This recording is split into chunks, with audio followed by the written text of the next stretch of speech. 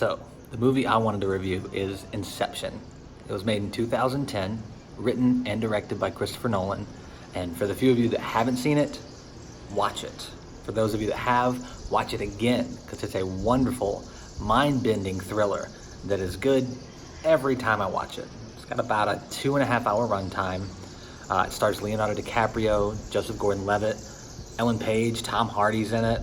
Michael Caine has a little cameo. It's fantastic. So, DiCaprio plays Dom Cobb. He's a thief, and he's able to enter in people's dreams and take ideas that they have locked away and secrets that they have locked away in their dreams and extract them. It's a shared dreaming kind of thing. And of course, this makes it really valuable. His skill is extremely valuable to a lot of people, and it's used in like the corporate world. So like, you know, if Corporation A has to find some dirt on Corporation B is infiltrated, somebody from Corporation B, by Cobb, extracts their memories and extracts their ideas, and then reports it to Corporation A. So after a failed attempt at that, he is enlisted by someone to actually incept an idea into someone's mind, placing an idea in there rather than extracting one, which is incredibly tricky.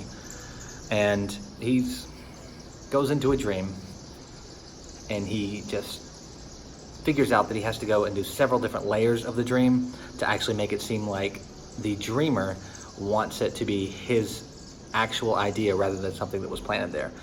And in each world, time passes more slowly, and things go awry. It's fantastic.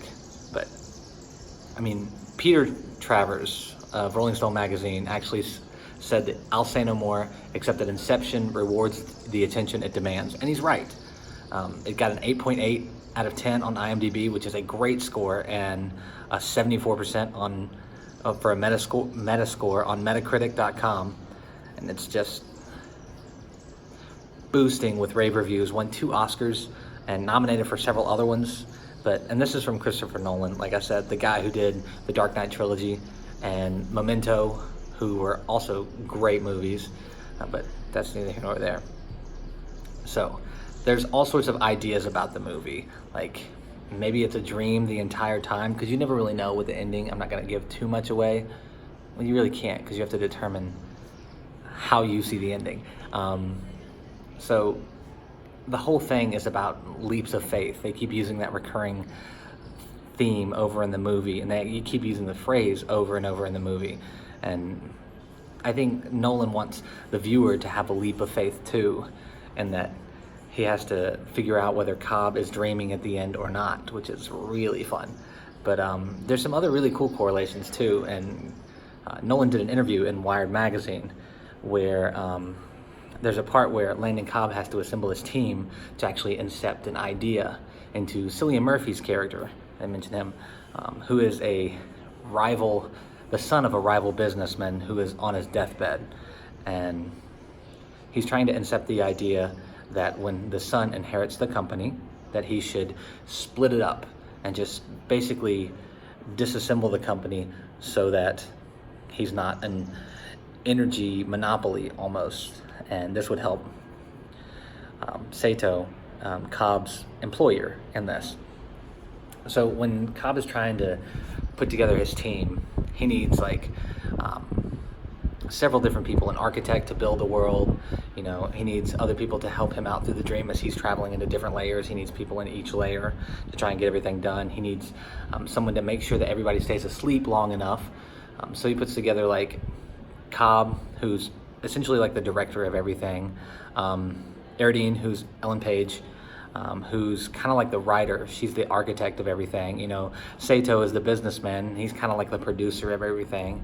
And then like Fisher, the guy, Cillian Murphy's character, is actually kind of like the audience. He's the actual dreamer, but he doesn't know that everybody's in his dream.